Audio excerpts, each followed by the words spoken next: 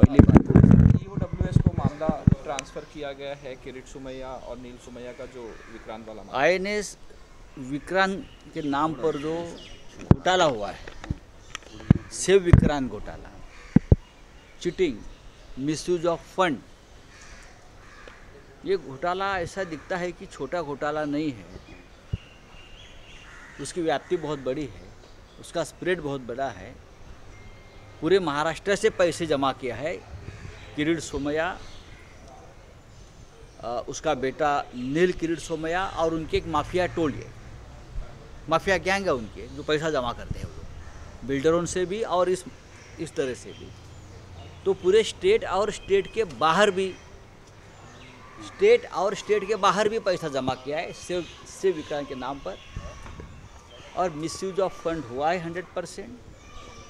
तो ये जो पूरा गुना है वो मुझे लगता है कि ईओडब्ल्यू के पास वर्क किया है, और अभी उस हिसाब से उसकी जांच होगी। कल से स्टेटमेंट शुरू हो गया है ऐसा मुझे लगता है। मैं तो पुलिस का प्रवक्ता नहीं हूँ, लेकिन बहुत से लोगों को कल बुलाया है। सबसे बड़ा सवाल है, ये दो ठग कहाँ है? ये जो माफिया के जो सूत्रधार है, ये पैसे जमा करने वाले, दो ठग कहाँ है? उसके बारे में बीजेपी के तरफ से अब तक कोई अधिकृत बयान क्यों नहीं आ रहा है? उनको कहाँ छुपाया गया है? कौन से प्रदेश में है? मुंबई से बाहर है, महाराष्ट्र से बाहर है, मैं आपको बता रहा हूँ।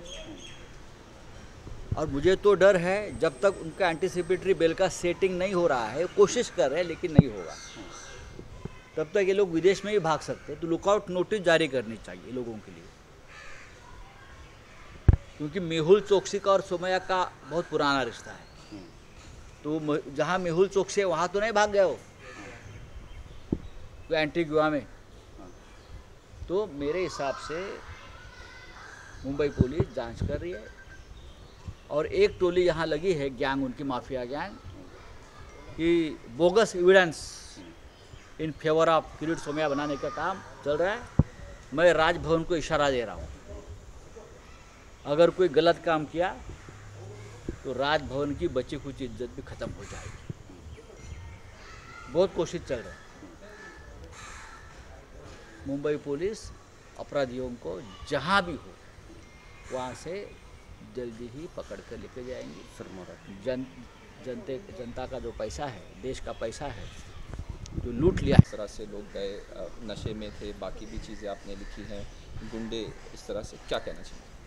गलत है, बहुत ही गलत है। इस प्रकार से पवार साहब जैसे बड़े नेता के ऊपर, उनके घर पर, घर में वो खुद थे, प्रतिभाताई थी, उनके पोते भी थे छोटे, ऐसे उनके घर पर हमला करने की साजिश रचना, ये बहुत दुर्भाग्य और अमानुष है। और जो भी हो, उनके सूत्रधार हो या हमलावर हो, उनको माफ नहीं करना चाहिए। सर, हा घोटाळा जो आहे 58 कोटीचा, तो जर महाराष्ट्रभर जमा केले असतील पैसे, तर तो त्यापेक्षा पण जास्त असू शकतो का? पोलीस तपास करतात, त्याच्यावर बोलणार। पवार साहेब फक्त माझं एवढंच म्हणणं आहे, हे दोन आरोपी पळून जायची भीती वाटते मला देशाबाहेर। त्यांची त्या पद्धतीनं तयारी सुरू आहे, माझी पक्की माहिती आहे। ते कुठल्या देशात जात आहेत, पळत्यात सध्या अँटिसिपेटरी बेलचं त्यांची सेटिंग होईपर्यंत। ते सेटिंगच्या मागे आहे, ते सेटर आहेत सगळे, पण होणार नाही, गुन्हा मोठा आहे। सर, विक्रांत किरीट सोमैया पिता पुत्रांना घेऊन बुडे येता का? तुम्ही मला जे सांगायचं ते सांगितलं। सर, पवार साहब ने स्टेट जुनी दोस्ती आहे, पण मेहुल चोकसी जिथे लपलेले आहेत तिथे तर हा माणूस गेलेला नाही ना। आताचा पोरगा जाऊ शकतो, हे घाबरलेले आहेत। भारतीय जनता पक्षाने या संपूर्ण घोटाळ्यावर आणि किरीट सोमैयाच्या फरार होण्यावर आतापर्यंत अधिकृत वक्तव्य का केलं नाही ते करणं गरजेचं आहे। की विक्रांत घोटाळ्याला भारतीय जनता पक्षाचं अधिकृत समर्थन, हा माझा प्रश्न आहे। मी जे बोलतो आहे हा माझा व्यक्तिगत आरोप नसून या लोकभावना आहेत, या देशभावना आहेत, आणि देशाच्या नावानं झालेला घोटाळा आहे, म्हणून आमचा आत्मा तिळतिळ तुटतो। सर, तुम्ही इशारा दिलेला आहे राजभवन फॉल्स एव्हिडन्स? नक्कीच, कारण माझ्या माहितीप्रमाणे कालपासून राजभवनामध्ये किरीट सोमैयाच्या माफिया टोळीची माणसं जात आहेत, आणि जुन्या तारखेचे काही कागदपत्रे तयार करण्याचा प्रयत्न आहे.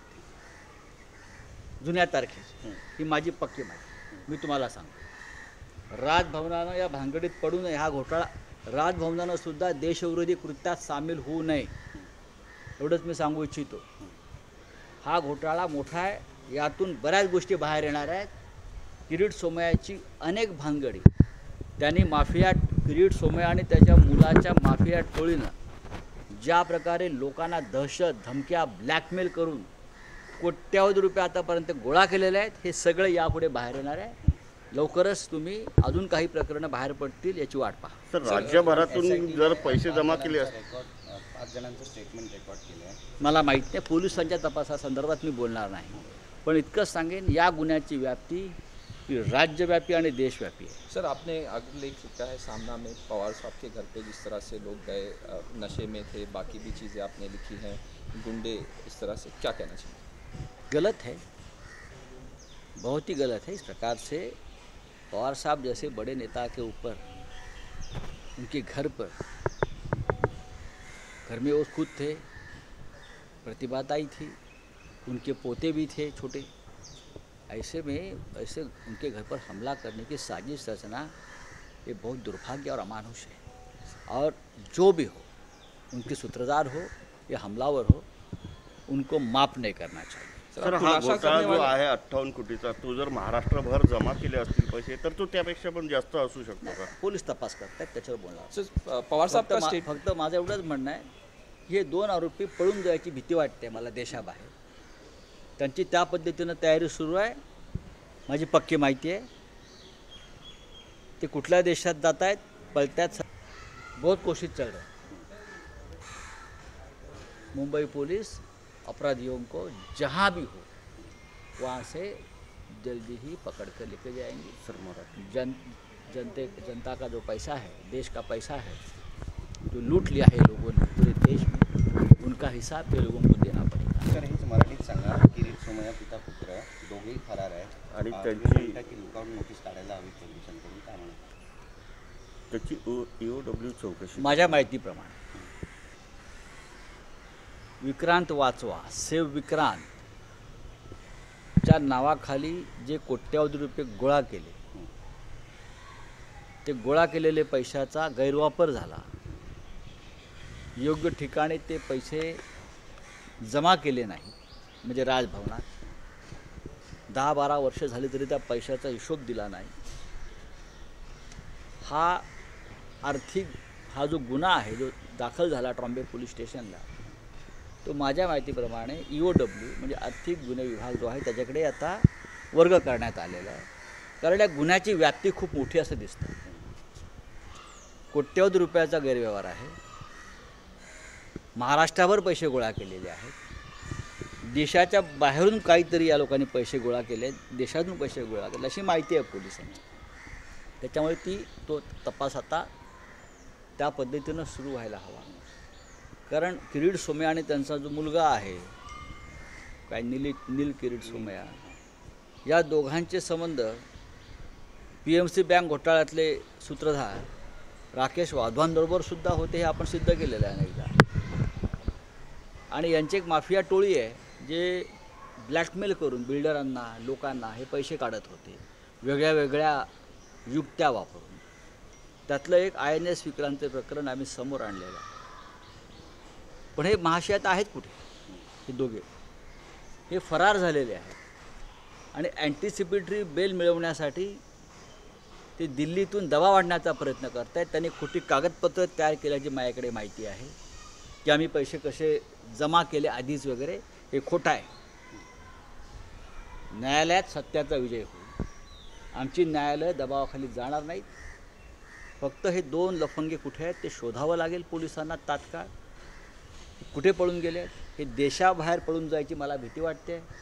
म्हणून यांच्याबाबत लुकआउट नोटीस ताबडतोब काढली पाहिजे. मेहुल चोक्सी आणि किरीट सोमय्याची फार जुनी दोस्ती आहे. पण मेहुल चोक्सी जिथे लपलेले आहेत तिथे तर हा माणूस गेलेला नाही ना.